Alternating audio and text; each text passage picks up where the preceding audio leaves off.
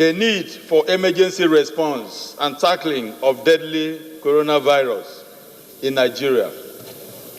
The House aware that Nigeria, Africa's most Honorable, you are distracting the speaker. Has recorded Honorable its colleague, first case. Honorable, you are distracting the speaker, please. Hello? Honorable member, please. You are distracting the speaker. Okay. The House aware that Nigeria, Africa's most populous nation, has recorded its first case of deadly coronavirus disease, which was diagnosed in Lagos State. The case was confirmed on the 27th day of February 2020 by the Minister of Health, Dr. Osagi Ehinere. The victim is an Italian citizen who works in Nigeria and returned from Milan, Italy, to Lagos, Nigeria, on the 25th day of February 2020. He was confirmed at the Virology Laboratory of the Lagos University Teaching Hospital, part of the laboratory network of the Nigeria Center for Disease Control, and is the first case to be reported in Nigeria since the beginning of the outbreak in China, January this year. Further aware that the coronaviruses are a large family viruses that cause illness, ranging from the common cold to more severe diseases such as Middle East Respiratory Syndrome and severe acute respiratory syndrome. A novel coronavirus is a new strain that has not been previously identified in humans. Note that the hemorrhagic disease was first diagnosed in the city of Wuhan in China, with a population of 11 million residents, and has spread to over 58 countries, still counting since that time. The coronavirus killed over 3,000 people and infected over 91,000 globally. The outbreak was declared a public health emergency international concern on January 30th, 2020, and was immediately reported to the World Health Organization country office in China. The main reason for the declaration of concern is that the virus will spread to countries with a weaker health system. Aware that the Federal Ministry of Health emergency notification to the public that the coronavirus influenza outbreak this time is very serious and fatal and is highly contagious. The symptoms of coronavirus may appear as soon as 2 days and as long as 14 days, according to Center for Disease Control. Worried that the socio-economic implication of the outbreak, COVID-19 in Nigeria, can be very disastrous. This can be threatening to the lives of about 200 million Nigerians. Hence, events have been cancelled and rescheduled as the disease ravages the world. Concerned that with the current situation of health facilities in Nigeria, the virus, if not properly checked or curtailed, will easily be transmitted within the large population and may lead to a wider catastrophe. Note that the federal government needs to move swiftly and intensify collaborations with health agencies to nip it in the bud at this early stage of the outbreak of the infection in the country. The House resolved to 1. Mandate the leadership of the National Assembly to set up an ad hoc committee to interface with the executive, health agencies, and institutions with a view to overcoming and eliminating the dreaded novel coronavirus recently brought into the country. 2. Urge the federal government to release more emergency funds and create enabling environments and support to the Federal Ministry of Health and other health agencies and institutions in a bid to completely overcome and eliminate the threat of the novel coronavirus. 3. Immediate activation of all centers established and designated for the treatment and management of Ebola cases in the country, for the management of suspected cases of victims of COVID-19. 4. urge the Federal Minister of Health and relevant agencies to further intensify surveillance at all international borders and ports of entry through the provision of more thermal machines, infrared thermometers for temperature screening, and deployment of personnel to conduct the screening and quarantine services on all inbound passengers to the country. Risk communication should further be intensified. More massive awareness creation and sensitization meetings should further be conducted through the use of electronic media. The NBC should continue to mandate all government and private-owned television and radio stations to dedicate at least 15 minutes every day to create more awareness on COVID-19, more information, education, and communication materials should be produced by the Federal Ministry of Health and distributed across the country, while community engagement and social mobilization should further be intensified by the Federal Ministry of Information and relevant agencies. Laboratory services should further be expanded in the country. The establishment of more functional public health laboratories, at least 2 in each of the 6 geopolitical zones, should be made for quick confirmation of cases. 7, more functional isolation centers should be designated to at least 2 in each of the geopolitical zones for quarantine and management of suspected cases. Adequate personnel protective equipment should be provided for the health workers. More drugs and medication needed for supportive care should be provided at the designated isolation centers, while more respirators should also be provided at the isolation centers. Enough oxygen should be recirculated in all our health facilities, especially the emergency and intensive care units. Mandate the House Committee on Health Services and Health Institutions to ensure strict compliance and implementation of the resolution and report back within 4 weeks for further legislative action. Mr. Speaker, distinguished colleagues, I so move.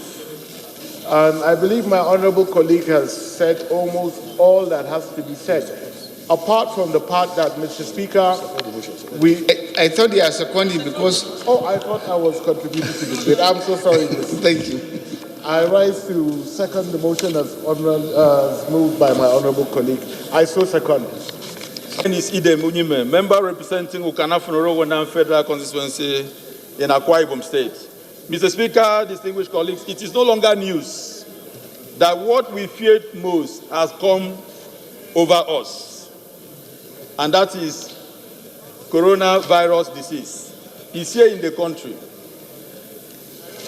And when we first heard the news that as was announced in China, I think that was on the 20th of January, we thought as a country that we will be able to prevent it from coming into our country. But unfortunately, it has entered the country. And there is nothing we can do than for us to rise to this challenge as the people's representative, that we have the mandate of our people to make good law that will guarantee lives and safety of our constituents. Mr. Speaker, I think, in my opinion, just like I read in the motion, there is serious need as a parliament, as the people representative, for the leadership of the National Assembly to set up a committee that comprises of the senators and members of House of Reps, a joint committee to look into this matter, to interface with the executive, to play oversight function on all health institutions, all the agencies, so that this matter can be controlled. Because if we don't do this, it's going to spread like wildfire across the entire country. And that will not be good for our economy. That will not be good for the lives of the people that we represent. So on this note, I want to appeal to my colleagues to see this matter as a very urgent one. I want to appeal to them to support this motion to sail through so that immediate action can be taken right here in the chamber. Mr. Speaker, distinguished colleagues, I so submit. Thank you. Honorable Luga. My name is Honorable Taiwo Luga. I represent all the people of Irewole Federal Constituency. Mr. Speaker, I am from Osun State. I rise this morning to support the motion moved by my colleague to curtail and to see how we control the outspread of coronavirus. I lend my voice to him that mechanism should be put in place to control it before it goes out of hands. That the committee should start the work without delay. There should be awareness of how to clean our environment and to take proper care. If you take note of any symptoms, there are symptoms of the coronavirus. Once we notice the symptoms, how to make sure that the person involved is being taken proper care of. And also, Mr. Speaker, I would like us to take our campaign and awareness, especially to the rural places, our people at the grassroots. They should be aware of this disease. Most of them, they might not have heard about it. There is need for the committee and for health institutions, especially the primary health care, to start the awareness without delay. On this note, Mr. Speaker, I support that the motion be taken as urgent and measures to be put in place. Thank you, sir. Rep. Isiaka Ayokunle Ibrahim. I represent the very good people of Ifo, Ewekoro, sorry for Ifo Ewekoro Federal Constituency. I'm from Ogun State. Mr. Speaker, I first of all want to salute the courage of my honorable colleague who brought to the attention of the entire nation, in fact the world, to this momentum period of ours as a country.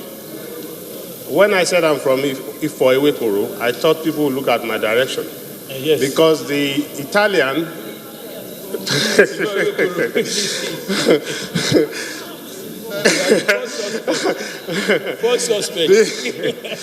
the Italian came to Ewekoro, which happens to be one of the local governments in my federal constituency, Mr. Speaker. But my worry here, Mr. Speaker, is that so sad in this country, from time immemorial, we have been talking about risk factors, such that somebody arrived to this country from Lagos to Ewekoro cement factory, where the man went. It's 54 kilometers from Lagos. End of order. Leader. Mr. Speaker, I come under privileges. Order 6, Rule 2. Mr. Speaker, if you recall, it was all over everywhere in the news that what has recorded in Nigeria today that will have coronavirus is from Ogun State. Not only from Ogun State, it is from an Italian man who visited Ogun State, and it turned out to be the constituency of Isiaka that is speaking. Mr. Speaker, I'm coming to something, Mr. Speaker. It's very worrisome, and I think, Mr. Speaker, in good wisdom, that this House should suspend plenary for a period of 2 weeks or thereabout for the purpose of certifying everybody and also allowing management to put measures in place so that all of us can be tested, because we may be taking it as a very joking matter, but it's a very serious matter. And I think that this House should take it as a very serious matter. Otherwise, you will not know who you will be shaking. To add up to that, sir, the driver, the man that was with the Italian, has gone into oblivion. He cannot be seen. It's possible that he's hiding in Seka's house. But I don't want to preempt that. But honestly, joke apart, I think that the management and National Assembly should take measures. From time immemorial, because this concerns all of us, when we talk about risk factors, there are 3 basic things we should always be looking at. We look at the elimination stage, we look at mitigation stage, and eventually, which is the last point, which is the control. Unfortunately, in this country, everything has so been decimated that we only jump at the control side, and that is when everybody becomes proactive. instead of being reactive. At the port of entry for this gentleman, and I want us to take this seriously, at the point of entry right at Ikeja International Airport, and this fellow had stayed for 48 hours everywhere before he eventually went to WAPCO, where, of course, so I was told, he is a consultant with WAPCO. WAPCO is in Ewekoro. That's the cement factory in Ewekoro. Before he eventually went there. So within 48 hours, this same gentleman, of course, I'm not trying to say any bad thing about him. That's what God, Allah, brought to him. But he now imported it to our country. But the essence of my argument now, and why I'm trying to support this motion and that the whole House should overwhelmingly give it an overwhelming support, is simply because we should always look more at preventive measures. That's to be proactive, not to wait to the point of being reactive. The facilities are not here in this country. The last time the National Control of Disease came, fortunately, Mr. Speaker was there to visit the health services. We had a joint meeting.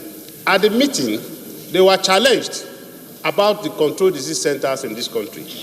The gentleman told us here, which was not more than a month ago, in this country that there are only 2 control centers, one in Lagos, one in Abuja. That of Abuja, we were told, is less than 30% completion.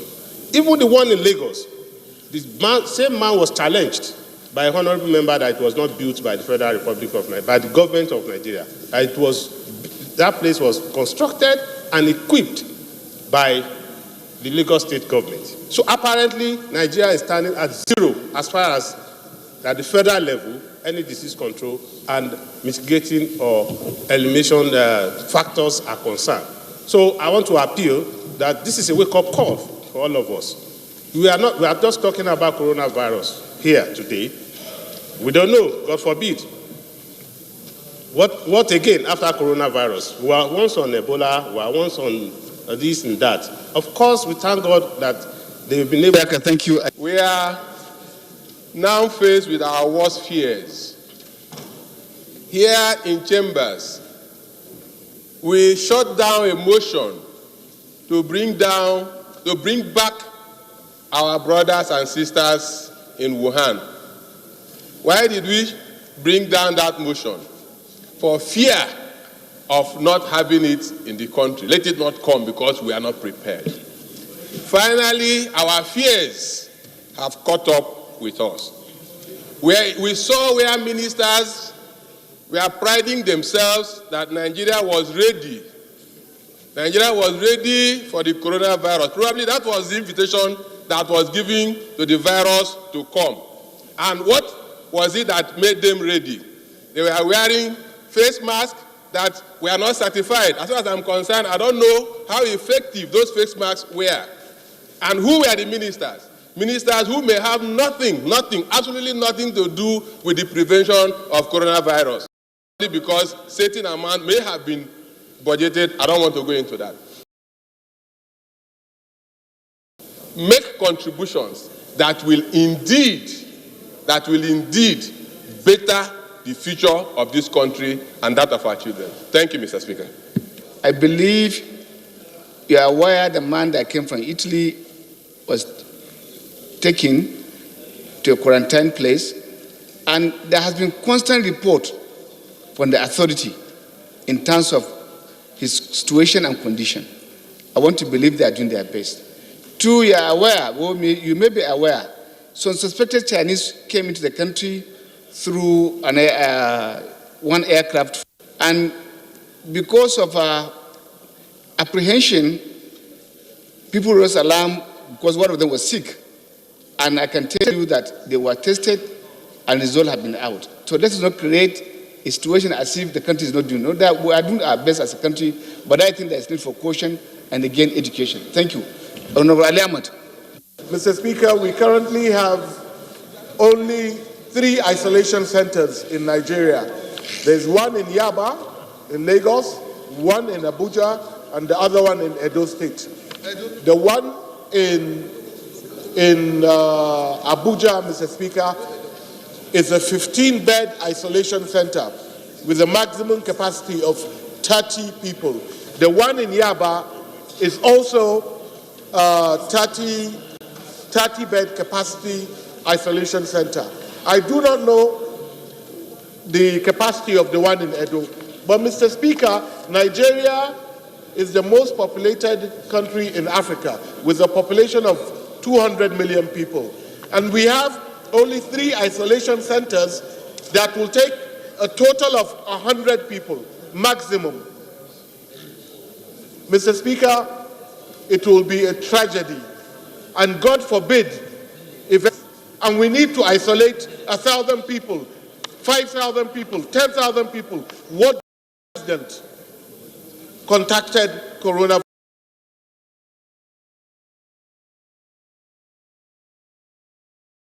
Control has done so much as in doing much to ensure that this country is safe. I quite agree that the isolation centers are so far very few. We need more. And I also quite agree that people need to understand. Yes, there's emphasis also that those who do not attend inauguration will be removed from the list. It's very strict attendance. If you are not at the inauguration, you will be removed from the list and your name will be replaced. Please, if they are not here, please pass this message on.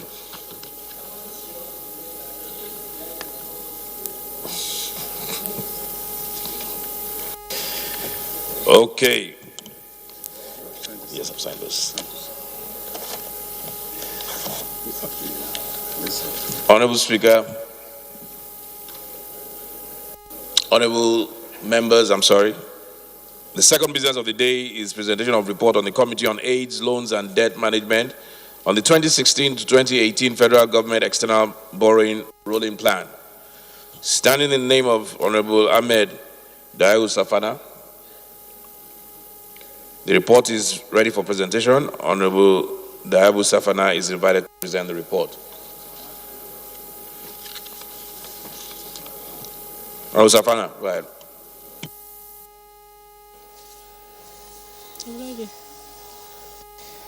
Hello and thank you for joining us. This is the network service of the Nigerian Television Authority, transmitting to you live from the House of Representatives.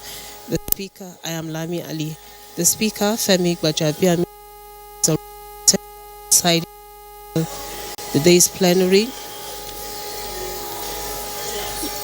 From what we have on the there are bills that are up for passage today, and there are also those that are slated for second reading.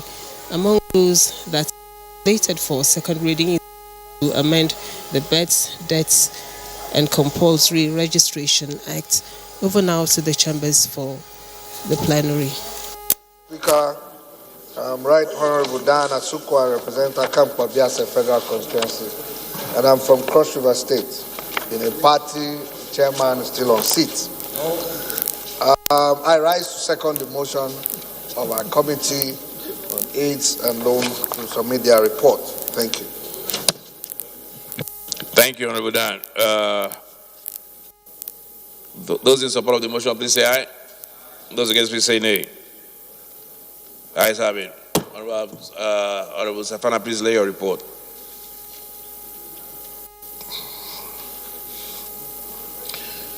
Honorable, the first order of the day is the third reading of a bill for an act to repeal the Companies and Allied Matters Act, Cap C20, Laws of the Federation of Nigeria 2004, and enact the Companies Limited Liabilities Partnership, Limited Partnerships, registration of business names, together with incorporation of trustees and certain communities, bodies, associations, and for related matters. Honorable members will recall that the House adopted the report on the Committee of the Whole on the bill on Wednesday, 4th March 2020. I thereby call on the Leader of the House to move that the bill be read. The third Leader. Thank you, Right Honorable Speaker, honorable members. I rise to move that a bill for an act to repeal the Companies and Allied Matters Act, Cap C 20, Laws of the Federation 2004, and enact the companies, limited liability partnerships, limited partnerships, registration of business names together with incorporations of trustees of certain communities, bodies, associations, and for related matters, HB 544, to be read the third time. Mr. Speaker, honorable members, I so move. Deputy House Leader, please second the motion. Thank you, Mr. Speaker. My colleagues, I am Comrade Peter Hyonzo Party saying I represent Akoko Edo people. Mr. Speaker, I am from Edo State. I second the motion as ably moved by the Leader of the House. I so second, Mr. Speaker. Honourable members, the question is that the bill be now read a third time. Those in favour of the motion, please say aye. Those against, please say nay. Ayes have it. And I invite the clerk to read the long title of the bill.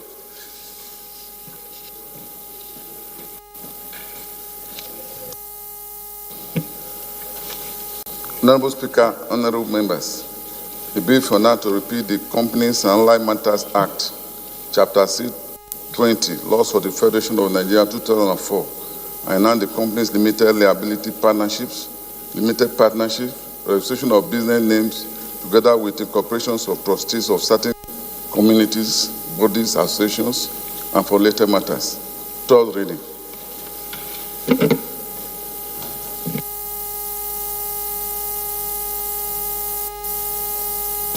The bill read a third time and passed. Honourable colleagues, second order of the day is commencement of the debate on the general principles of a bill for an act to establish Federal College of Education, Umunyachi, Abia State. Deputy Whip, I hope I got that right. Yes.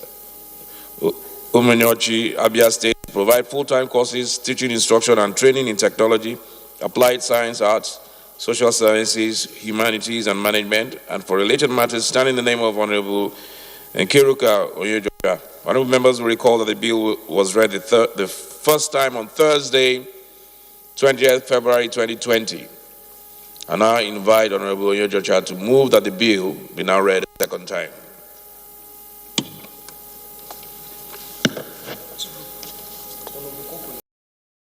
Thank you, Mr. Speaker. Honorable colleagues, my name is Honorable Koko. I represent Koko Bese Mayama Federal Constituency. Mr. Speaker, I'm from Kebbi State. I rise to second the motion as heavily moved by the Honorable Nkiruka. I so second, Mr. Speaker. Thank you.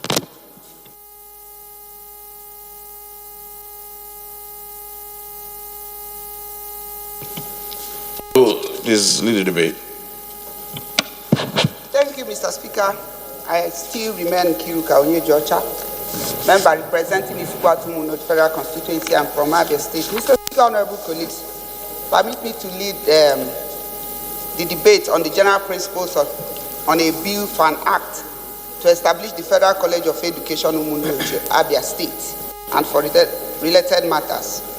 Honorable colleagues, this bill was read for the first time on Thursday, 20th February 2020. And the bill seeks to establish a Federal College of Education, Honorable Elumelu, I am standing. Order, please.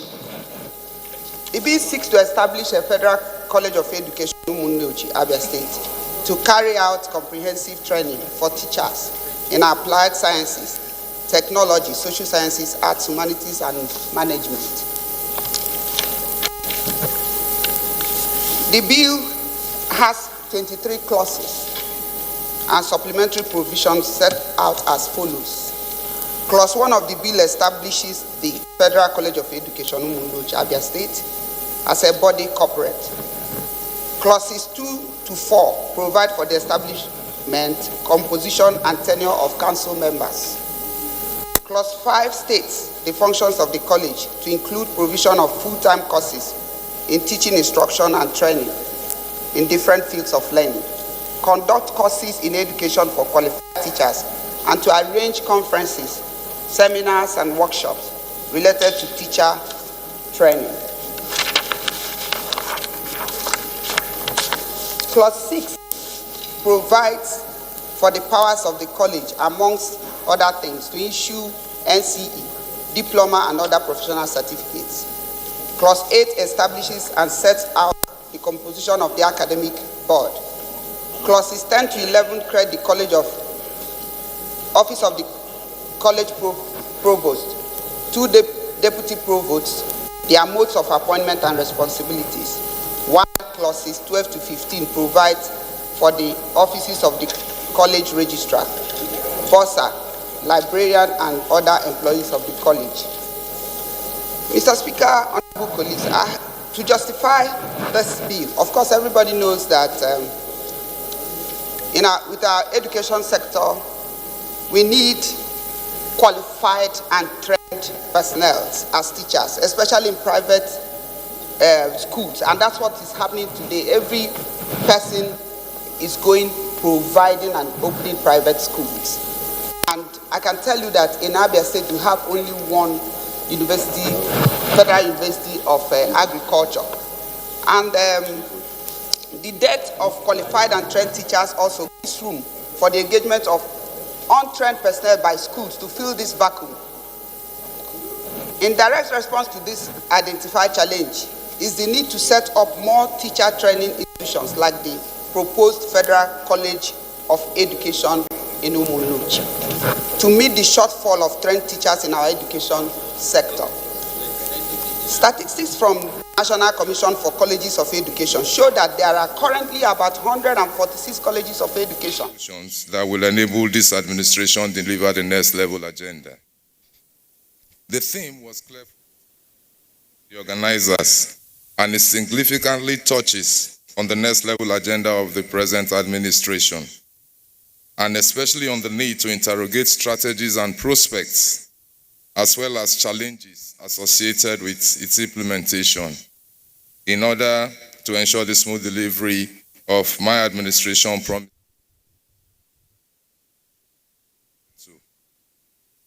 This is in tradition of the interrogated the change. Distinguished guest ladies, the seniors, as well as the officer, for this noble idea.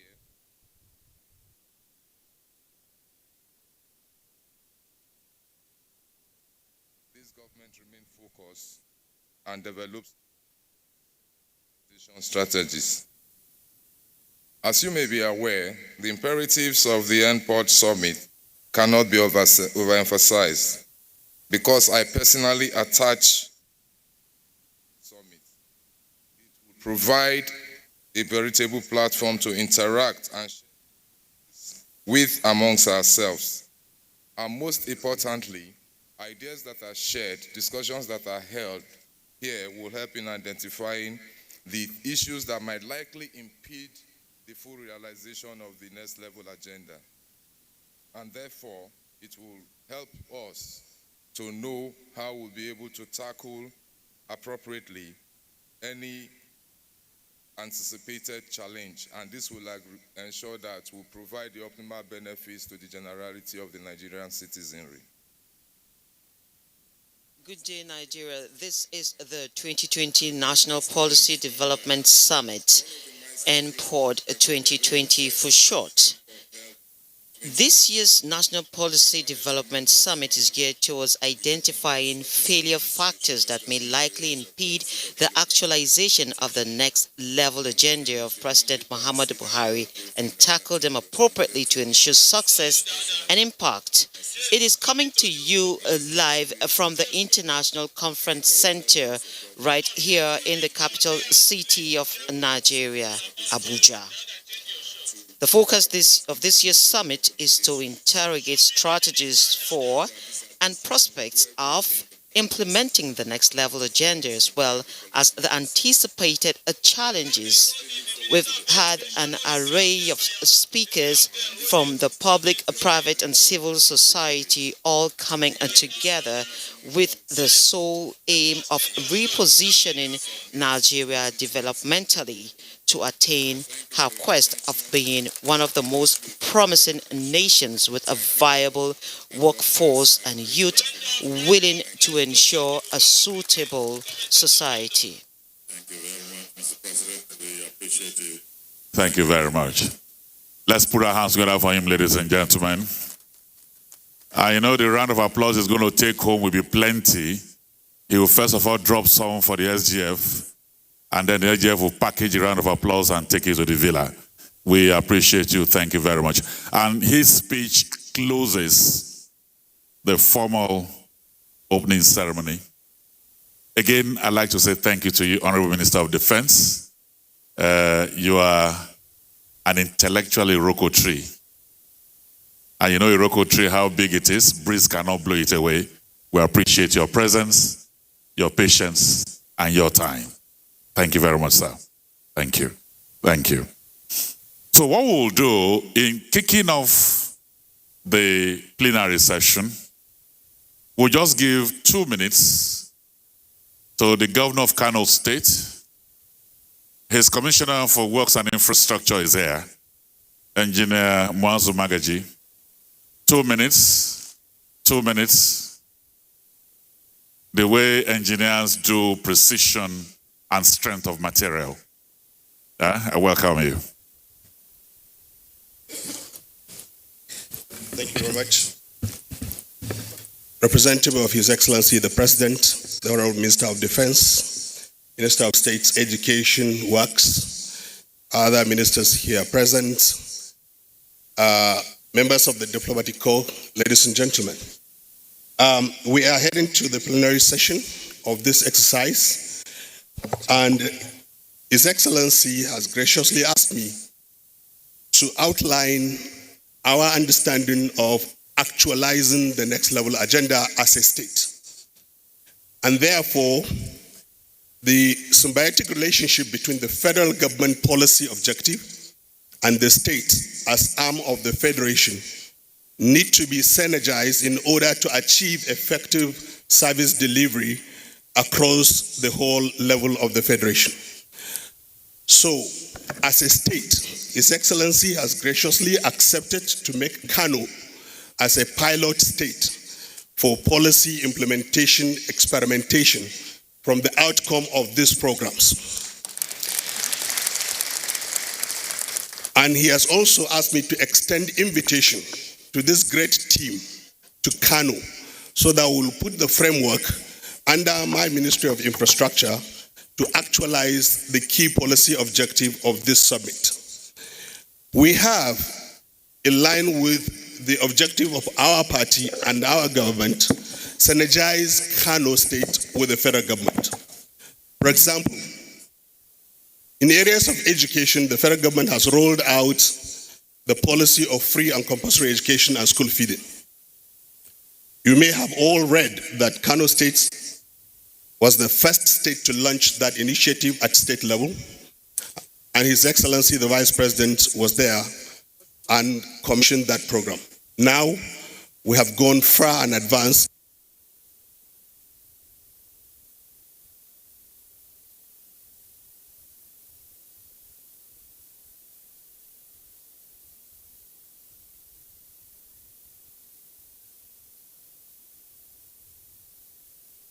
Very sophisticated healthcare delivery system, which is cancer treatment.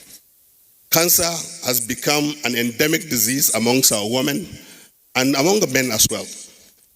His Excellency, the Governor of Kano State, have asked us as a ministry to design and deliver a world-class cancer treatment center in Kano.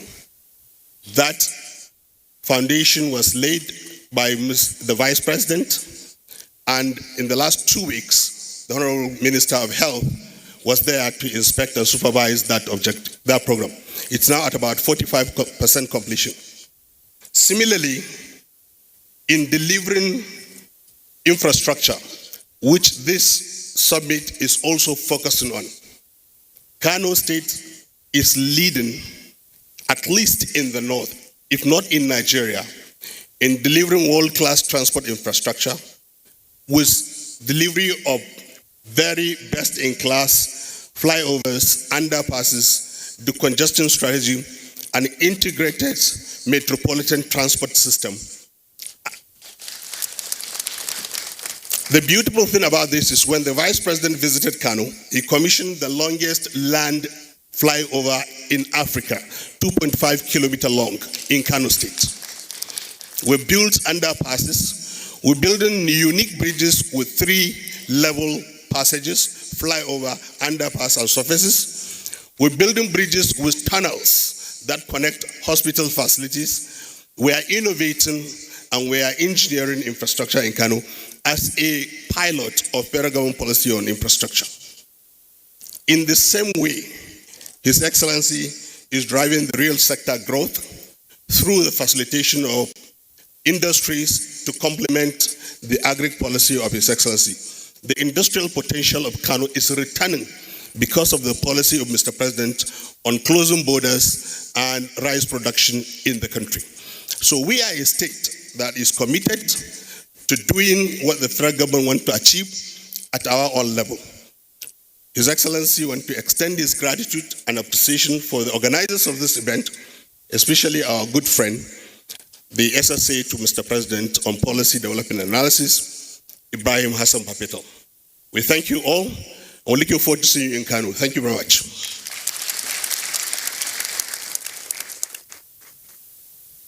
So we take that as an official. And so Kano State has just offered to become a pilot for policies that will be coming at the summit.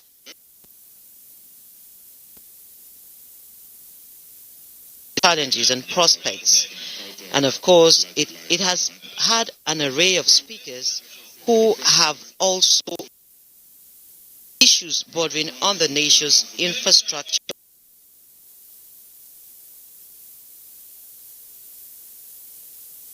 Securing the infrastructure, funding the next level agenda and the absorptive capacity of the economy. Well, even as we are having global challenges in the global economy coming from the persistent crises that have started from December up till this time, and also the challenges of lending to the real sectors in Nigeria. This is the center, the bulk of what this summit is all about, and the states participating today would be taking the results to their respective governments and administrations. And of course, the private sector is also fully participating here today to bring in the private sector energies into harnessing and developing the Nigerian infrastructure stock.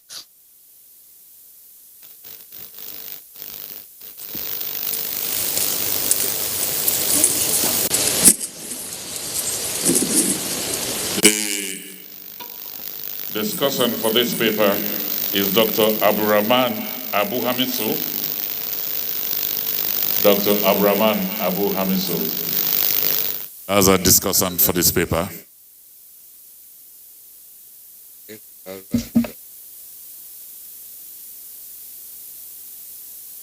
Okay.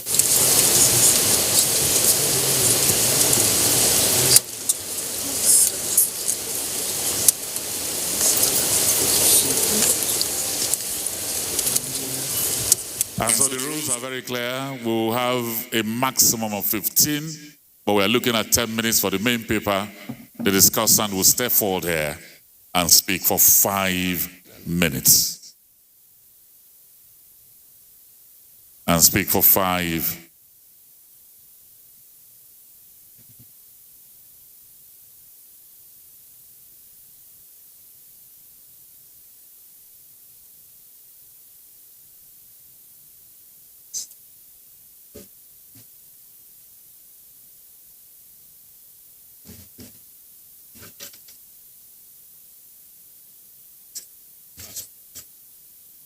And then for paper 2, we have the representative of the Honorable Minister of Transportation, the Right Honorable Chibike Rotimi Amechi. I know there's a representative. Okay, Madam, please, we welcome you. And the discussant is Professor Jide Oladipo, Professor of Economics, National Institute for Legislative and Democratic Studies.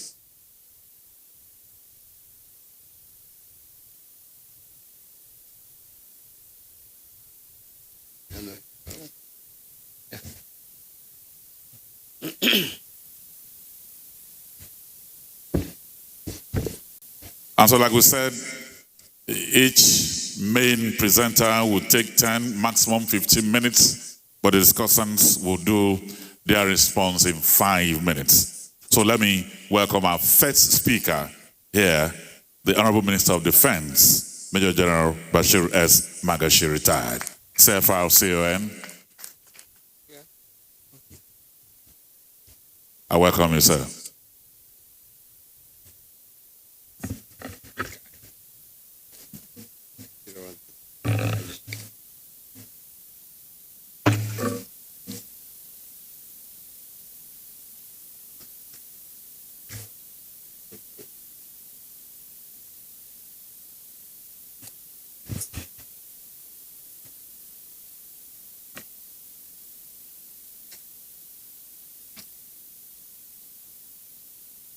The special guest of honor, His Excellency President Muhammad Buhari, ably represented by the Permanent Secretary,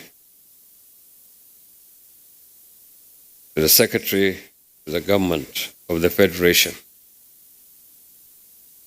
Honorable Ministers here present, Your Excellencies here present or represented, senior official assistants, the presidents and the convener of this program, heads of ministries, departments and agencies, members of the diplomatic corps, distinguished participants, gentlemen of the press, ladies and gentlemen.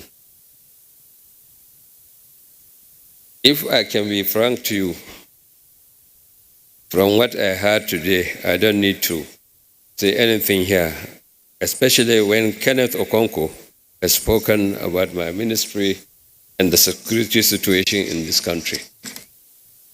But be it as it may be, I feel highly delighted this morning to be here in your midst for this important summit. I also appreciate the opportunity to speak to this distinguished audience on the topic security, securing the nation for socio-economic development. The summit, I must say, is not only timely, but imperative for the nations, bearing in mind the next level agenda of actualizing the next level of agenda, strategy, prospect, and the anticipated challenges.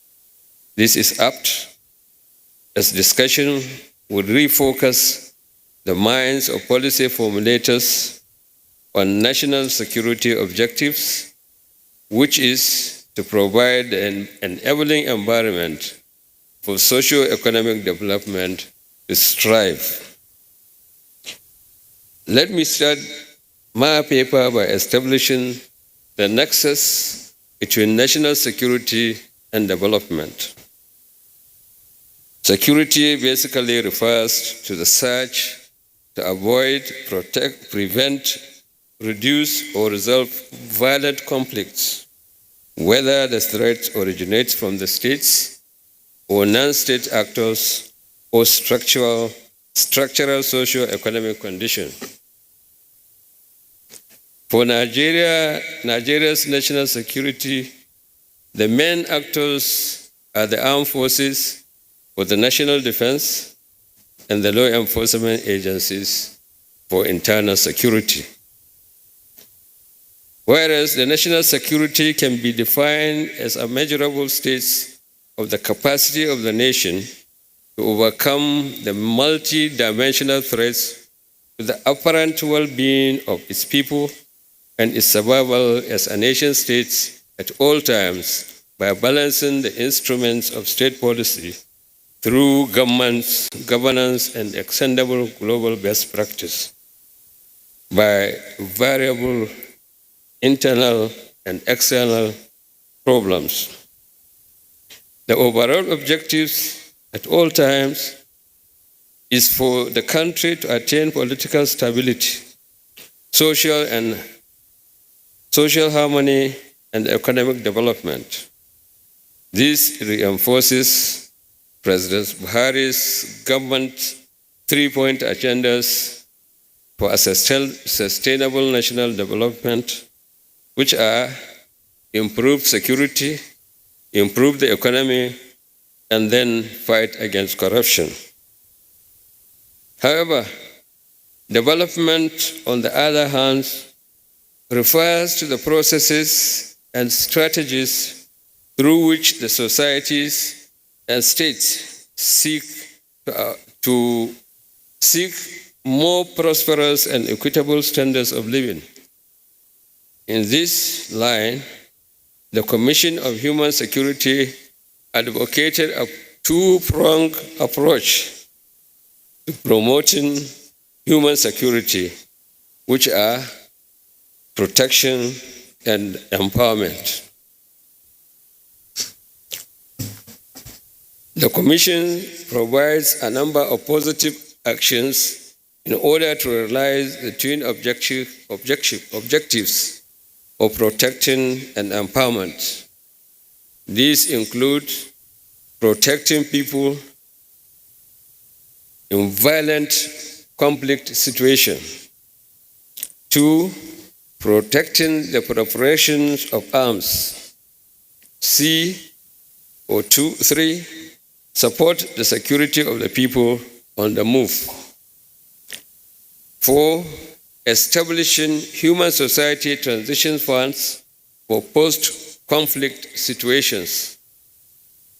5, encouraging fair trade and markets to the benefit of the extreme poor. 6, working to provide minimum living standards for everyone. 8, accord high priority to ensuring universal access to the basic health care. Next, developing an efficient and equitable global system for patent rights. Empowering all people with basic education. Lastly, clarifying the need for global human identity with while respecting the freedom of individuals to have a diverse identities and affiliation. These objectives, therefore, make us consequences managers. That is an intervention mechanism to pacify the enabling environment when the development managers fail to deliver. What this tells us is that there can be no peace without development and no development without peace. The U.S. Secretary of State in 1945 stated that battles of peace has always been fought on two fronts. The first is the security front, where victory spells freedom and where victory remains freedom from want, and only victory on both fronts can assure the world of enduring peace. To this end, I will give 3 examples of the linkage in our nation today. 1. How can the acts of pipeline vandalism and crude oil theft have resulted in the loss of income from petroleum resources? 2nd, how the crisis in Northeast, North Central, and Northwest have impacted on the economic activities and in employment losses. 3, how kidnapping has affected economic activities in the Southwest and in Southeast. These and many more instances have made it difficult for the states and indeed the federal government from attracting long-term foreign investment into this country. Now let me go straight to the securing lives and property in this country. Mr. Chairman and participants, I sincerely believe that at this critical moment, we should be circumspect when appraising the security situation in Nigeria. You all may recall that when President Muhammad Buhari assumed office in 2015, the demand for armed forces capability and capacity increased in all-time high. It is, however, necessary to state that the Nigerian armed forces was over time weakened through budget cuts by successive governments. In addition, the United States and European Union imposed various sanctions to Nigeria or on Nigeria, including suspension of military procurements, and these measures created a gap. As the armed forces were unable to acquire or develop new modern equipment, as well as undertaking capacity building. Yet, previous government did not do enough to change the low-time equipment funding. Unserviceable and aging armored fighting vehicles and aircraft, prolonged maintenance times, and degraded maintenance capability, as well as severe challenges in obtaining spare parts, became our problem. This government thus inherited a defense and security force with a low state of readiness and in whom the Nigerian people were losing faith. Therefore, we decided to tackle the problems as follows. The minimal and inconsistent funding pattern for training, maintenance, and capacity equipment and procurement with modernization.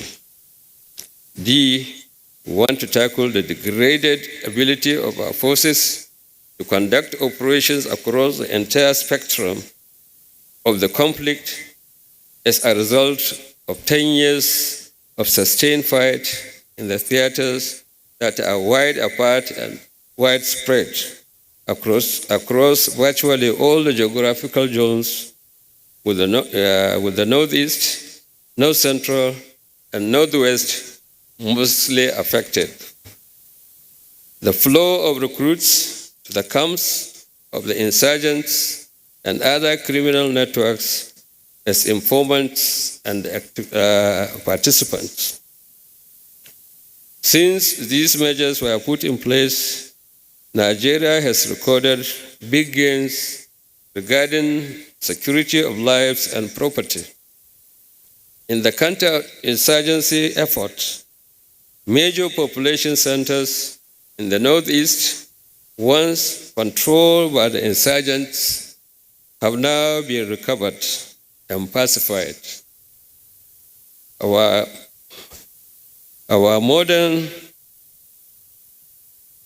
Our modern act not sufficient enough, and yet the insurgents fatally hit targets, including the military and civilians, and the many people displaced are not to return home. In the North Central and Northwest region, our defense and security forces have aided in reducing instances of armed banditry and harassed farmers' violence to a level for a dialogue to strive. However, we are not resting on our oars, as the insurgents and criminal networks remain very dynamic. So, in the first and second instances, the President provided short-term relief fund to kickstart major depot inspection and overhaul our legacy system, our maintenance and repair and upgrading of number of critical defense capital that were hitherto suspended. The government also embarked on emergency procurement of critical assets through a government-to-government arrangement. It is worth to note that we have reactivated and also procured quite a number of mines-resistant ambush protectors, which we call AMRAs, and the attack and helicopters, as well as fighter intelligence surveillance reconnaissance aircraft. These are already been inducted into the services and are currently responding to operational demands. It is also pleasing to note that some of the equipments were recovered through collaborative efforts and arrangement with research institutions and private local manufacturers. Hence, Nigeria is beginning to witness local production of sophisticated armaments and equipment in this country. It is also important to understand, despite the procurement and activation of some of these equipments, the number are still not on our side. The few intelligence surveillance reconnaissance platforms, gunships and fighter aircrafts shuttle vast distances between operational theater, flying an average of 3 sorties per aircraft on daily basis. The border management agencies are also not left out in this development.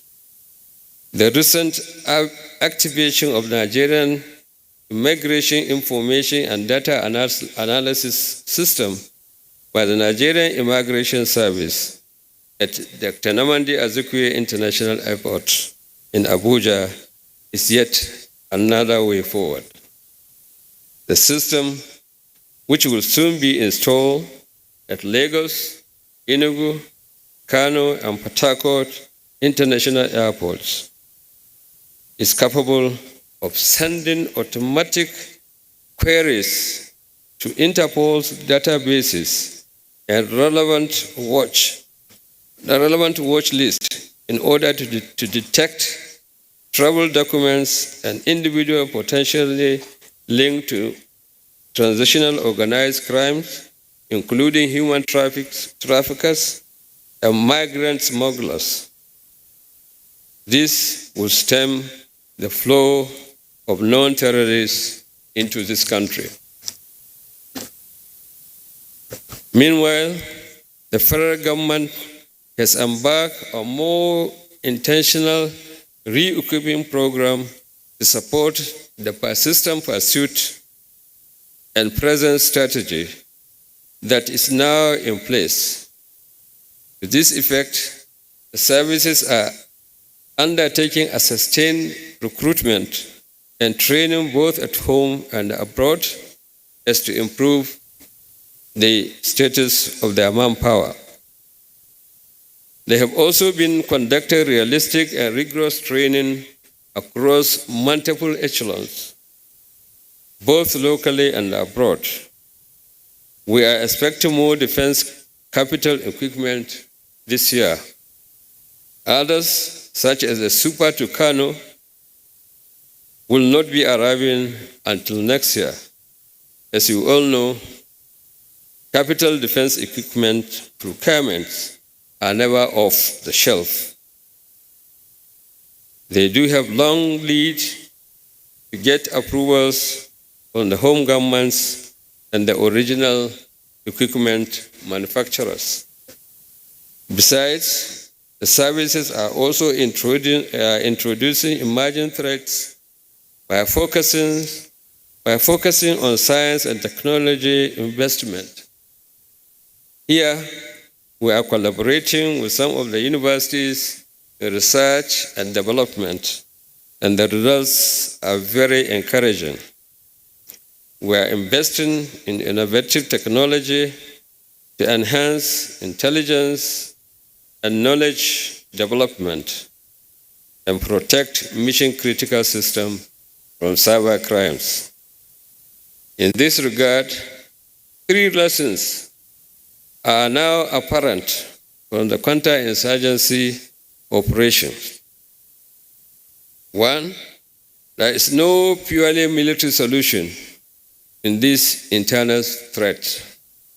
Therefore, we should not be afraid to engage in direct discussion with our adversaries.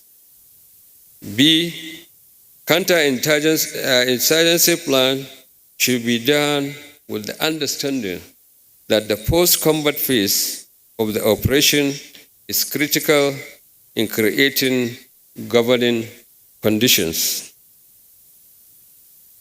Lastly, the intelligence community should not exaggerate its intelligence input.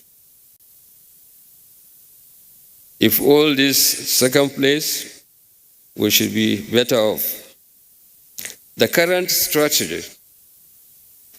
Over the years, the national security of Nigeria has been viewed solely from military defense angle. But we had always believed that threats to our sovereignty can only be a consequence of external aggression rather than internal. It is, however, heartwarming that the federal government decided to chart a new approach to solving our security challenges through the newly signed National Security Strategy of 2019. The 2019 Security Strategy has subsequently provided a broader picture of our possible threats and suggested new ways of tackling them in a more coordinated and integrated way rather than segmented approach that we are practicing before. The National Security Strategy also provided a vision and a mission of achieving more robust security architecture for our dear country. The National Security Architecture, in part, says our far-reaching vision is to make Nigeria a secure, safe, just, peaceful, prosperous, and a strong nation, while the inherent mission is to apply to all elements of national power to ensure physical and human security, a just society, peaceful coexistence, national unity, prosperity, and sustainable development, while promoting Nigerians' influence in regional, continental, and global affairs. Therefore, we must appreciate that we live in an interconnected world and must proactively respond to the challenges of both the local and global security environment. Recent events in the world, buoyed by globalization, already impact or could potentially impact on our national security. These include the defeat of Islamic State in Iraq and Syria, the emergence of Islamic State in West African provinces, the spread of Al-Qaeda in the Islamic Maghreb, the unpredictability of global stock markets, as well as an ending global search for new sources of non-fossil energy. On the domestic front, some previously existing security challenges have grown in intensity, while other significant challenges are emerging. And these include the ethno-religious conflicts, which continue to prey on our historical and social-political fault lines. Conflicts between pastoralists and farmers, banditry, kidnapping, cyber crimes, and politically motivated violence. In these circumstances, the virulence of the previous and emergent security threats immediately calls for a confluence of ends, ways, and means of overcoming all of them. However, our vision of sustainable national security goes beyond reaction to physical threats. We must ensure clarity in our understanding of the dynamics of Nigerian security environment and address them in a comprehensive manner.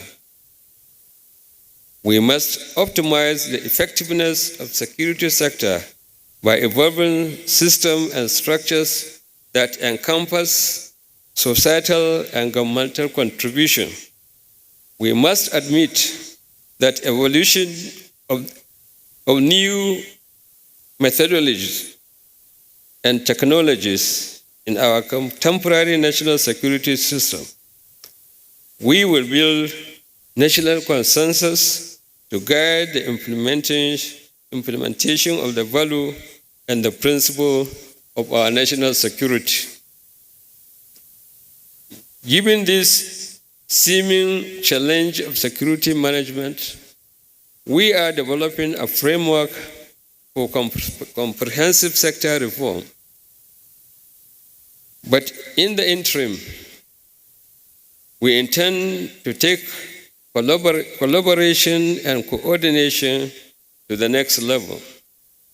This next level approach is to codify collaboration, coordination to conform with the tenets of the revised version of the National Counter-Terrorism Strategy, whose emphasis is now more on whole of government or comprehensiveness approach, not only what we now do in the Northeast insurgents, but all other contingencies that may arise in Nigeria.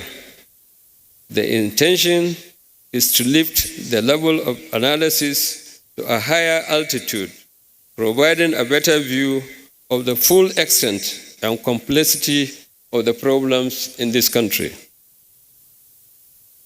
As a follow-up to the National Counter-Insurgency Strategy, my ministry recently organized a national workshop on the Inter-Security Agency Synergy. This was to develop an inter-security agency strategic framework that would effectively address emerging challenges to coordination. As you may be aware, the defense and the security forces cut across 2 executives and 4 ministerial jurisdictions, namely the Ministry of Defense, the Foreign Affairs, Interior, and the Police Affairs, including the office of the NSA. A follow-on session to this workshop will soon be organized, where all agencies will contribute to developing modalities for cooperation and coordination. When approved for publication, the Intersecurity Agency Strategy Framework is expected to clearly define roles, mechanisms, levels of interface, among others. This will also enable a widely perceived need for improved interagency operation in analyzing the plans for intervening complex operations worldwide. In the same light, Nigerian police and the Nigerian Security Defense Corps are developing coordinating with the state vigilante or neighborhood watch groups, and with the police already developing community policing structure. At the international level, the government is engaging with some nations in our region and with the African Union on the need to stem movement of Al-Qaeda, the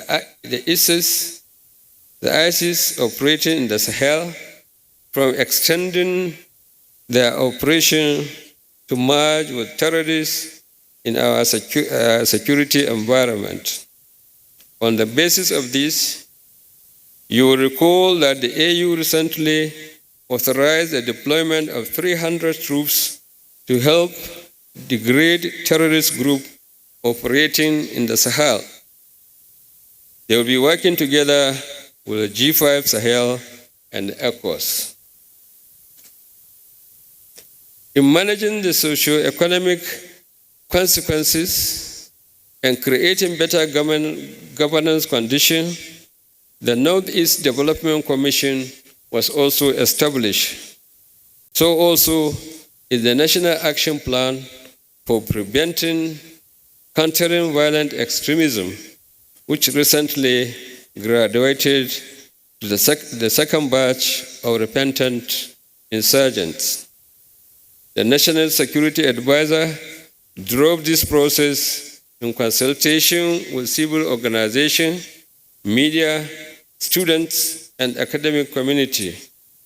The Preventing Countering Violent Extremism is focused on 4 areas, mainly strengthening Nigerian institutions to prevent and countering violent extremism, strengthening the rule of law and human rights, building resilient community engagement, integrating strategic communication to prevent counter-violent extremism.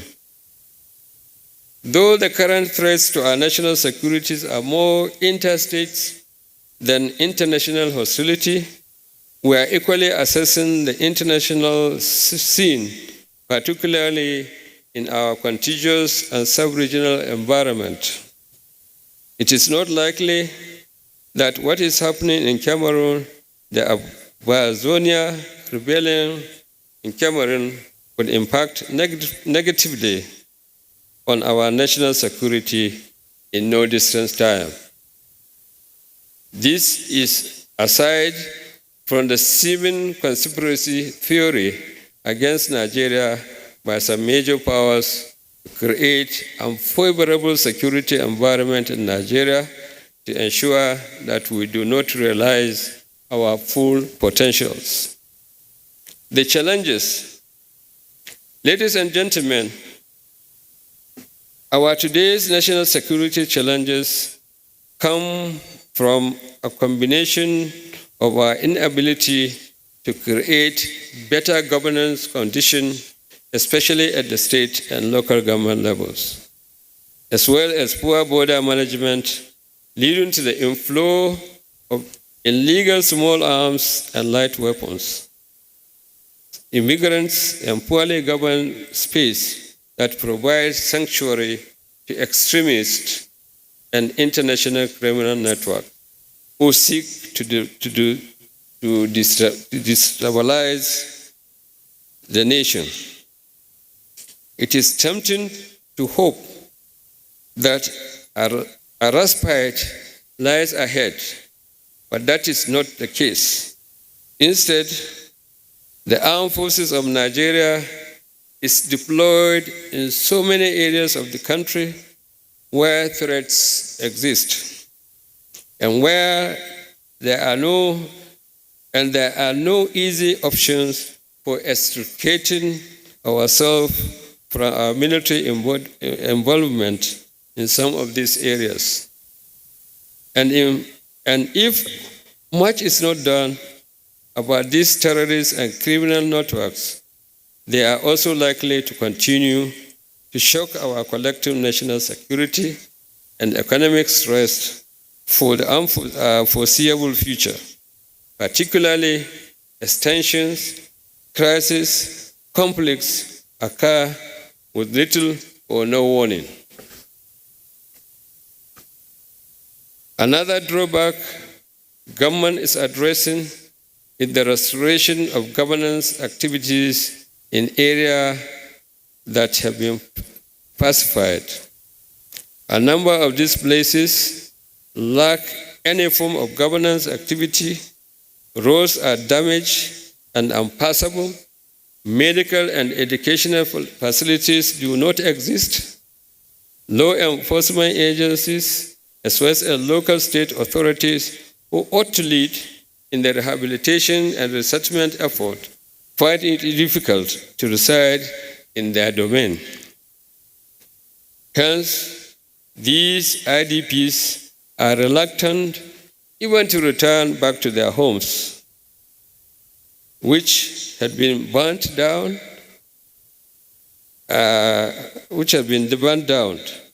In the interim, the military has tied down a number of capabilities in such locations to provide some of these activities, while the government is developing capacity of the Nigerian police and the Nigerian Security and Civil Defense Corps to take over the enforcement of law and duties in these liberated areas. Chairman, participants, notwithstanding the challenges and concerns, I can tell you we are improving, and I can assure you that we will extract every ounce of capability from our war-weary men and women for Nigerians to have a good decision space. But we need to modernize, re-equip, and replace our legacy equipment. Your Excellency, ladies and gentlemen, I thank you for listening.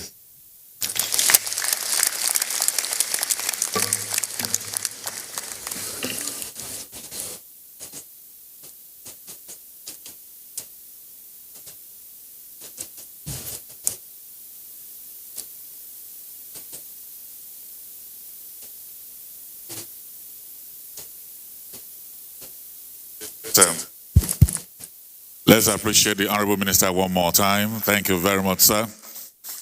That's a very deep paper. Let me also recognize and welcome here Elijah Ahmed Sajo. He's the one who's sitting on the extreme here. Thank you very much. We welcome you. Thank you very much. What we will do will be we'll let the discussant, Honorable Minister, sir, we'll let your discussant do 5 minutes. And then I hope you don't mind, we'll open it up and take some responses to your paper, about 3 questions before you go. Thank you very much. So let me welcome here Dr. Abdurrahman Abu Hamisu. You want to speak from there? Yeah. Okay, please. Okay. Thank you very much. For want of time, let me stand on the existing protocol. I have just 5 minutes to summarize the paper given by the Honorable Minister. The Honorable Minister started his presentation with the definition of what national interest is all about and the capacity of the nation to provide a enable environment for citizens and business to thrive.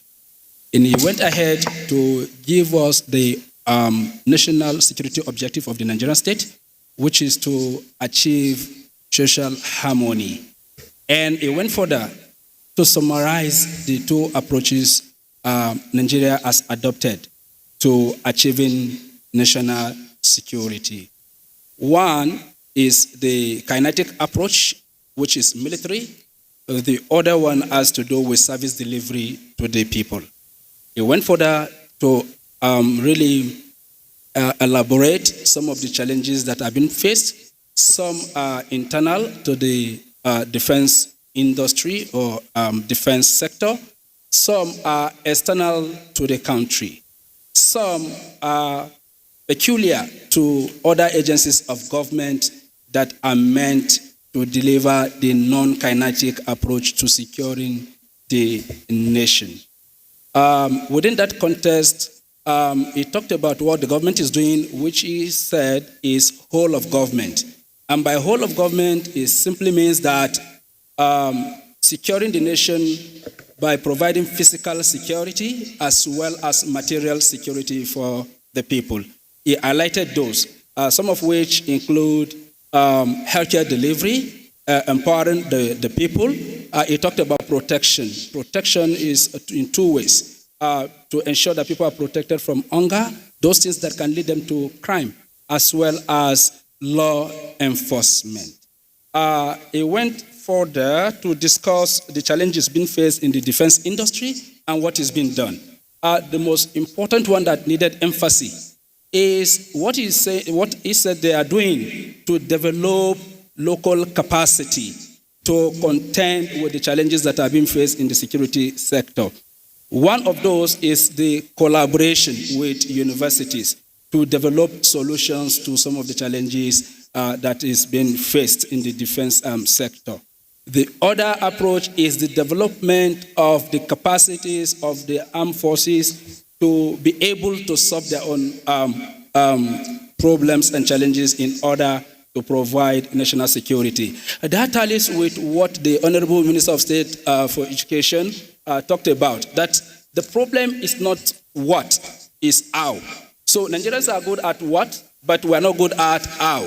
We can catalog our problems, but we can't solve them. We always rely on others to provide solution. And he's saying that we must move away from that. So I was happy when the Honorable Minister highlighted this very particular two important critical interventions that the government is really working on, which is the partnership with the universities, as well as developing the capacity of the armed forces to be able to solve their own problems. As the Honorable Minister of Education rightly pointed out, those that are coming to Nigeria are not coming to render free services to us the way the Father Christmas comes to give gifts during Christmas. They are coming to Nigeria to extract value. And until we conserve those values, Nigeria is not going to develop. I think we want to see going forward that very particular collaboration so that our teaming youth can participate in the process of developing solutions for our defense challenges. Another issue he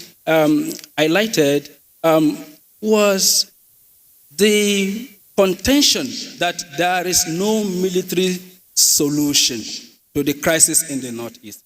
One of the lessons we've not really gotten from the insurgency in the Northeast is the fact that there is a limit to what kinetic force can do. All over the world, history has proven that. And our conversation, the quality of our conversation as a people, as a nation, is a conversation that does not produce peace. So, our ability to dialogue, to sit and listen to one another, in discussing Nigeria, in providing solutions to Nigeria, always lead to more conflict, thereby creating problem for the security agencies to tackle. If the quality of our dialogue is such that it's for national development, the security agencies will have less to do. But because the quality of our dialogue is tilted towards adversary, is tilted towards disintegration, is tilted towards everything that will dissolve Nigeria. Our security personnel are always challenged in terms of the limited resources they have. Another issue we talked about, which is very critical, even in the fight against insurgency, is reform. And now, one of the things that the president identified as our problem as far back as early 80s has to do with corruption and indiscipline. And up to this moment, we are still grappling with that very particular problem. So the problem of Nigeria is not even funding the next level, but will the funds get to those that needed it, those that have been targeted? Because what has happened over time is not want of policies that will deliver goods to the people. It is that this very particular appropriated money used to go into the hands of unintended beneficiaries. So for instance, we plan with the poor or the poorest of the poor, but it always ended up in the hands of the contractors. And what happened? The government is blamed for that. And by the time the uprising will start, will cause security to come and do what? To come and quell it. And the Honorable Minister underscores something very, very important. He said, the national security strategy of Nigeria has always been military-centered, which means that it is kinetic force. So once there is a problem in Niger Delta, you send the army to go and crush. Once there is a problem in the northeast, you send the military to go and crush. And crushing has never solved any problem. So the better way to solve a problem is dialogue. We've tested both. In Niger Delta, military operations never gave us peace. But dialogue through amnesty gave us peace. And in terms of the cost implication of the two, if we are to do the analysis, we'll come to realize that it pays to do what? To dialogue. Reforms, that is the way to go, because without reforms, for instance, in the northeast, the pressure has been on the insurgents to drop arms. But again, the populists have not been convinced that there will be change. Until there is reform so that what is meant for the people gets to the people, they will not stop revolting. And that is making governance to be costly because you are buying arms instead of empowering the people. And he touched on so many things he has done. The most critical, again, is interagency tough war. The DSS doesn't want to talk to the military doesn't want to talk to the Air Force, everybody wants to claim the glory. But every one of them is working for the interests of Nigeria. I am happy that the Honorable Minister said something has been done in that regard and is still doing so by doing what? Fostering collaboration between these very particular agencies. And he hinted at holistic reform that is underway. And it's something that we would love to participate in and equally ensure that what you are saying in terms of the combination of the whole of government approach is midwife so that the military is giving the needed support where the agencies of government are delivering goods and services to the people. The one thing that I know in Nigeria is that almost everybody, apart from top government functionaries, are local government unto themselves. They drill their borehole, they provide security for themselves, they pay tuition fee. So allegiance to the state is injured because the overriding interest to pay for services always move people to act instead of patriotism. But if today, the way we're beginning to see, where the poorest of the poor are receiving 5,000 naira per month conditional cash transfer to enable enrollment in schools, and then you have Empower that is taking care of the youth, and then you have a government that is saying, what is your creativity? If you have anything to offer, there is a loan for you. And all of these are put together. Most of the youth that will be available to foment trouble will be taken out of the street. So it is whole of government approach that is needed for a secure nation that we want to see in Nigeria. The other thing the Honorable Minister highlighted is the engagement of Mr. President with AU. You know, when Mr. President blamed Libya crisis as the sole factor that is influencing insecurity in Nigeria, a lot of persons misunderstood him. What we do not know is Libya is central to the security of Nigeria. If you take it from Yemen, if you take it from Syria, if you take it from Sudan, all will boil down to our neighbors, which is Cameroon, Chad, Niger Republic, through Libya. So if we are not able to control arms, if we are not able to control the inflow of tramadol, we are going to have a serious challenge as we move ahead. Thank you very much. Thank you very much. Let me quickly welcome His Royal Highness Alhaji Sani Sarki, the Turakin Gober, is here with us. We welcome you. And also here to tell you that what you are doing is beautiful. Is the most beautiful girl in Abuja, Queen Jane Frances Uzoma. I also like to welcome you. So what we'll do will be to take one or two questions. The Honorable. Yeah. Oh, Louisa wants to go. Please, can we have microphones move around? Two questions so that the Honorable Minister can handle them and leave. Okay, we have somebody in the audience. Please, Usher, come. Can you step forward and come and collect microphone?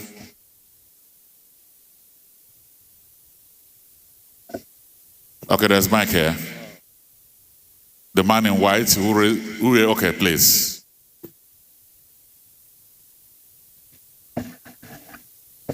My name is Hassan Gimba Zakari. Mine is just a very small suggestion to the Honorable Minister and perhaps other ministers change agenda. There is shortage of information flow from the government to the people of Nigeria. And unless and until we break that information gap, the people will not be abreast with the happenings in government. Take, for instance, some of the issues raised by the Minister of Defense. If there is an avenue for, let's say, for instance, a monthly or bi-monthly briefing of Nigerians, updating Nigerians on the activities of government, people will appreciate more what the government is doing. And unless we do that, there will see people that will be grumbling that the government is doing nothing, especially on the issue of security, which has become a serious issue across the country. Thank you. Thank you very much. Okay, we have a hand over there, and then we'll wrap up. The Honorable Minister will respond. There's a hand there. Okay, we'll just give it to the man in suit and the other one in white, and that's it. Hello, madam. Wait to be directed. Huh? Don't just drop the microphones. All right, go ahead, sir. The man in white, and then we'll wrap up. The man in suit, that's it.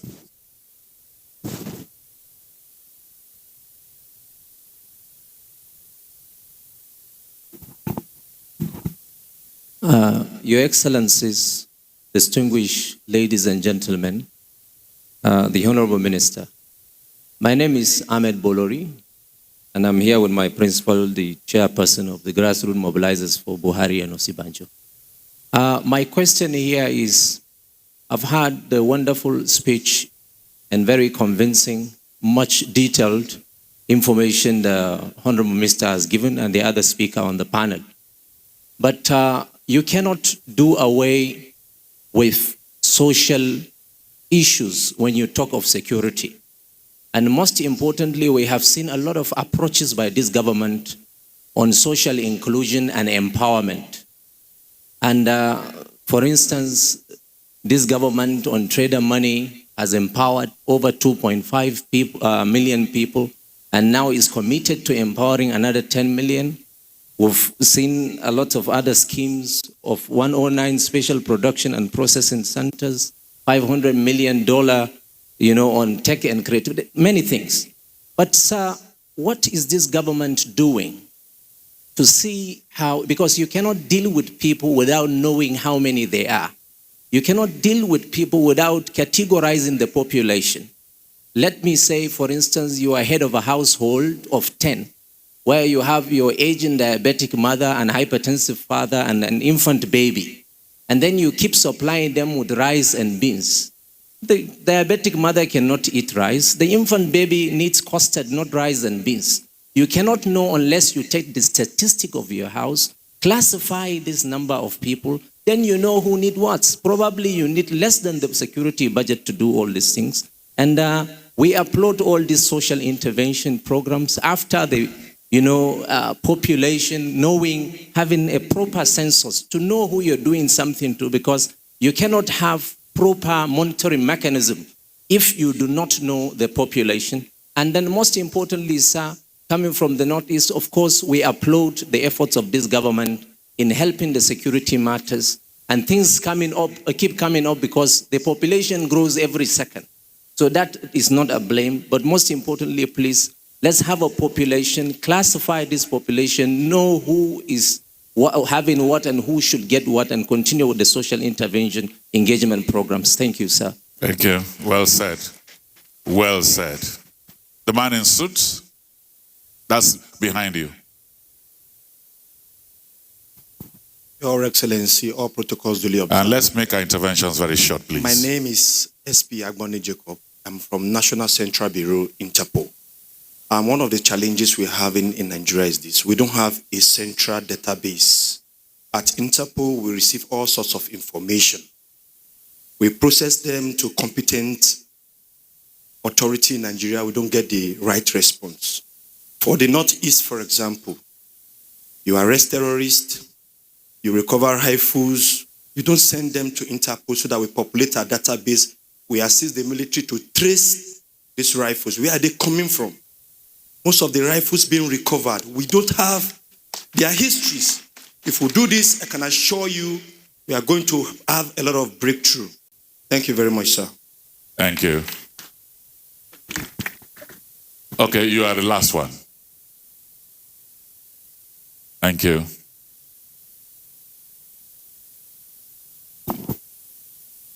All protocol observed. My name is Sanusi. I'm from National Fish Association of Nigeria. My question goes to the minister. Sir, these our military, our security agencies are demoralized by so many factors. And the challenge we are facing now, it needs a combatant and ready armed forces to confront the challenges. But when you look at the welfare, the way these people, families, and their well-being is, it doesn't encourage somebody to sacrifice his life on that line. What is the federal government doing so that can partner with the private sector to make sure these armed forces has given the best service they can get from any person or any organization in this country, so that to hide their morale and confront the challenges? Because right now, the morale is in question. And to confront the challenges, we need to put these people into consideration and look at the lapses and what are the problems, so that anybody that is putting his life into the line, he knows his family, his well-being of the people he left behind is well catered for. To me, this factor will help us and stabilize the system that we are having now. Thank you very much. So, Honorable Minister, those are the questions.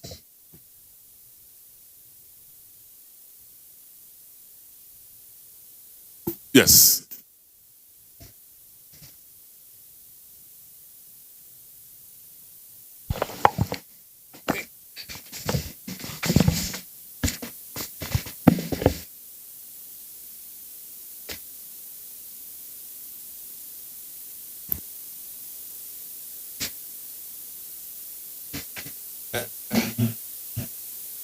Thank you very much, Mr. Moderator. The first question for contribution, I think, is on publicity.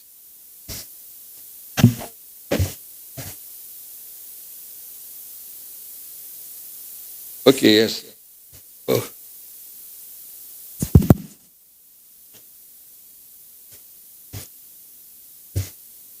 The first question, I think, is on publicity,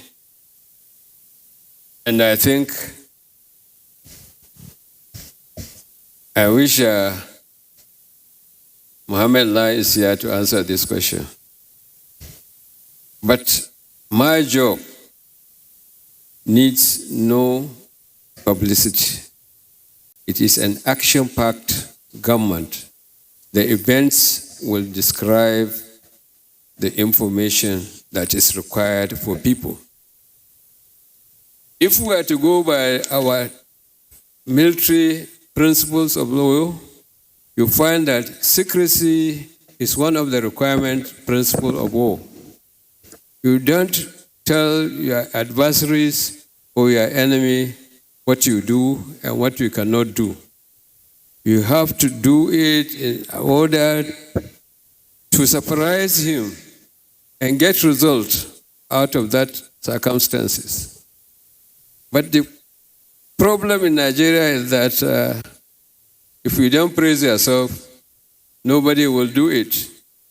But if you are in problem, the whole nation will just be talking or rumors. They don't even want to find out the details of what actually happened. And so most people are discouraged from even appearing on TV show or for even this kind of contributions that we are making. The real issue is that Nigerians should be more objective in whatever we do, so that our relationship in its entirety will be governed by mutual understanding, mutual belief, and a path to move forward for the development of this country. A lot of things, I remember about, I went to Maiduguri.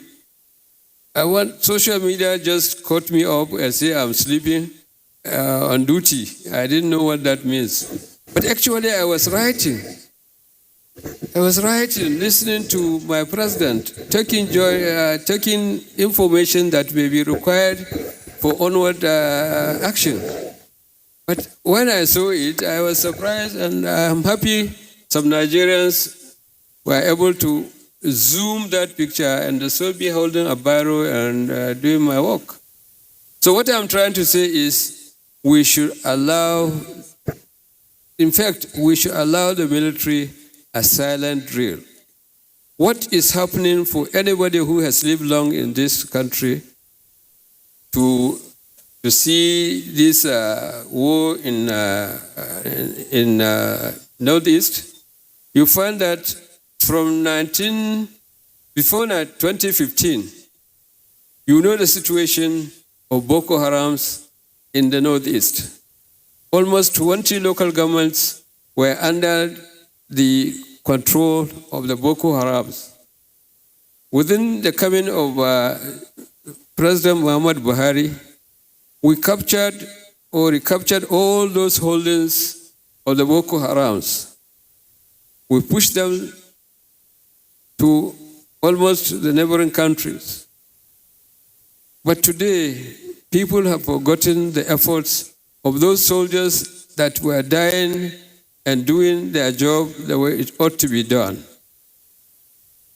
So we are a forgotten kind of society. After 2 weeks of an event, you find that we have forgotten. But we should learn to be on the positive side of all actors for the development of this country. See us from the positive part of it. Don't start insinuating negative things. It discourages people. It makes them reserve or hide things that ought to be given to people. Give us the confidence that you will support us where our weaknesses are noticed, then say it in a manner that we can react positively to your comments. Social environment, I think the government has done enough, but we will take it up with the relevant ministries and see how it can be improved. The data, national data, population. The population, I think, is enshrined in the Constitution. There is a commission charged with population census, and it's done periodically. I don't know, I can't remember whether it is 10 years or 5 years, but I think there is a particular period that a census should be redone for every 5 years or 10 years. Please, you can get the right period allowed. Other data, I think they are necessary. Without data, we cannot go anywhere. we have to know what we have. We have to know our weakness. We have to know everybody. And that's why in my paper, I have told you on the security part that the immigration alone can capture everything that is going on in the border